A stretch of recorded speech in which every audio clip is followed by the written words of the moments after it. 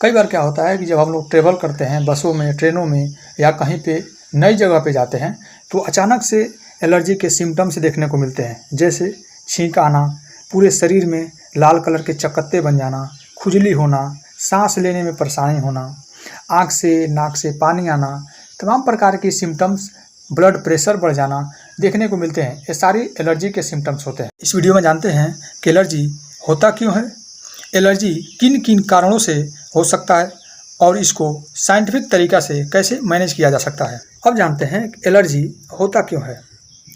तो इसको जानने से पहले हमें ये जानना होगा कि हमारा जो बॉडी है, हमारा जो शरीर है, वो काम कैसे करता है। तो हमारा जो शरीर है यह एक सिस्टम की तरह काम करता है। हमारे शरीर के अंदर एक और सिस्टम होता है जिसका नाम है इम्यून सिस्टम, जिसका काम होता है कि हमारे शरीर में अगर कोई फॉरेन मटेरियल यानी micro organism, bacteria, virus, fungi, कोई ऐसे इन्फेक्टियस ऑब्जेक्ट आकर के हमारे बॉडी को इन्फेक्शन करते हैं, बीमार करते हैं, तो उससे लड़ना और हमारे शरीर को बचाए रखना, ये होता है इम्यून सिस्टम का काम। लेकिन कभी कभी क्या होता है, इम्यून सिस्टम ऐसे ऑब्जेक्ट, ऐसे पदार्थों से एक्टिवेट हो जाता है और ज़्यादा संवेदनशील रिएक्शन देने लगता है, जिसके कारण एलर्जी के सिम्टम्स आने लगते हैं। जैसे कुछ लोगों को दवाइयों से एलर्जी होता है, पेनिसिलिन से या आइबुप्रोफेन से।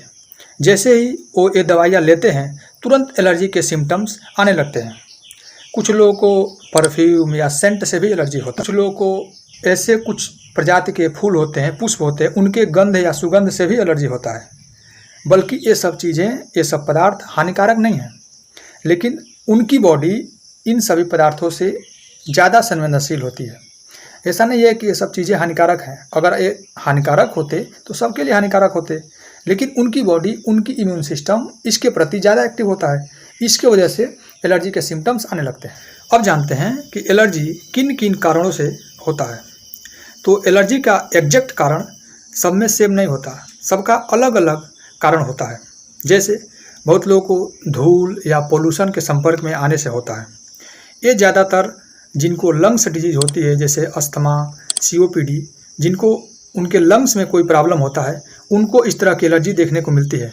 वो धूल धक्कड़ के संपर्क में आएंगे या किसी केमिकल के संपर्क में आएंगे, ज़्यादातर धूप में चले जाएंगे, तो उनको सांस लेने में प्रॉब्लम्स होने लगती है।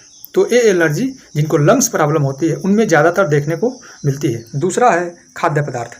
बहुत लोगों को खाने पीने वाले वस्तु से भी एलर्जी होता है, जैसे अंडा, दूध, मछली। अगर ये सब चीज़ वो खा लें तो उनको एलर्जी का सिम्टम्स देखने को मिलेगा। तीसरा है दवाओं से एलर्जी, ड्रग एलर्जी।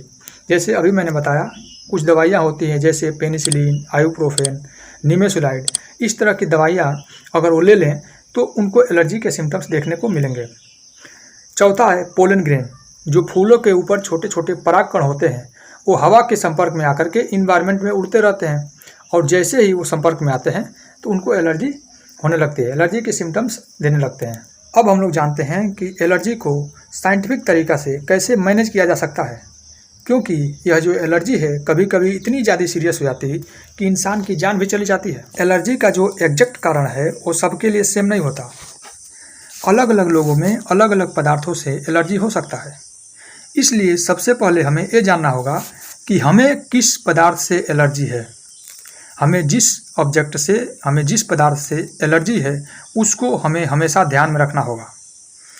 जैसे किसी को दवा से एलर्जी है, पेनिसिलिन से या आइबुप्रोफेन से, तो जब भी आप मेडिकल स्टोर पे या डॉक्टर के पास जाएं तो ये ज़रूर बताएं कि हमें पेनिसिलिन से या इस दवा से एलर्जी है, जिससे जो डॉक्टर है वो दवा लिखेगा या जो फार्मासिस्ट है दवा देगा तो उस दवा के वजह दूसरे अल्टरनेटिव दवा दे देगा, जिससे आप एलर्जी से बच सकते हैं। दूसरा, अगर आपको कोई खाना खाने वाली खाद्य पदार्थ से एलर्जी है, दूध से, अंडा से या मछली से, तो आप उस पदार्थ को खाने से बचें। या आपको परफ्यूम से एलर्जी है तो आप परफ्यूम मारने से या परफ्यूम मारने वाले से थोड़ा अपना दूरी बना के रखें। यानी आपको जिस चीज़ से एलर्जी है, जिस पदार्थ से एलर्जी है, उसको आपको हमेशा ध्यान में रखना होगा और उससे बच के रहना होगा। तो ये है साइंटिफिक तरीक़ा से उसको एलर्जी को मैनेज कर सकते हैं। इसके अलावा अगर एलर्जी ज़्यादा सीवियर हो रही है, ज़्यादा सीरियस हो रही है, तो आप डॉक्टर से मिल सकते हैं। ख़ास तौर से ड्रग एलर्जी, दवाओं के केस में बहुत बार क्या होते हैं कि डॉक्टर दवा लिख देते हैं और जब पेशेंट घर पे आते हैं तो वो दवा को लेते हैं तो उनको सीवियर एलर्जी होने लगता है। तो इन केसों में आप तुरंत दवा को बंद करें और डॉक्टर से कंसल्ट करें।